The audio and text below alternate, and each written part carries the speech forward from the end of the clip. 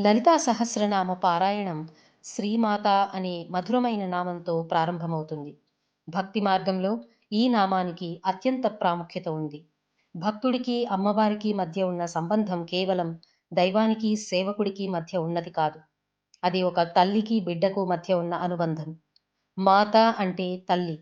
లోకంలోని తల్లులందరికీ మూలమైన జగన్మాత ఆమె అని దీని అర్థం. తల్లి తన బిడ్డ తప్పులను ఎలాగైతే క్షమిస్తుందో, అమ్మవారు కూడా తనను నమ్మిన భక్తుల దోషాలను లెక్క చేయకుండా కేవలం ప్రేమతో వారిని అనుగ్రహిస్తుంది. ఈ చరాచర జగత్తు అంతటికీ ఆమెయే జన్మనిచ్చింది. అందుకే ఆమెను సర్వప్రపంచానికి తల్లిగా కొలుస్తాము. శ్రీ అంటే శుభం, ఐశ్వర్యం, జ్ఞానం మరియు మోక్షం. వీటన్నింటినీ ప్రసాదించే దివ్యమైన తల్లి ఆమె.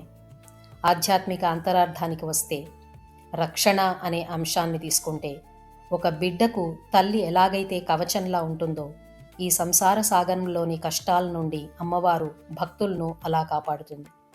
అందరికీ ఆశ్రయాన్నిస్తుంది అనే అంశానికి వస్తే, ఆమె వద్దకు వెళ్ళటానికి ఎటువంటి అర్హతలు అవసరం లేదు. కేవలం అమ్మా అని పిలిస్తే చాలు, ఆమె పరుగున వస్తుంది. క్రమశిక్షణ అనే అంశానికి వస్తే, తల్లి ప్రేమించటమే కాదు, బిడ్డను సరైన మార్గంలో పెట్టడానికి అవసరమైతే శిక్షిస్తుంది కూడా. అలాగే మనలోని అజ్ఞానాన్ని తొలగించటానికి ఆమె గురువుగా మారి మనల్ని ఉద్ధరిస్తుంది.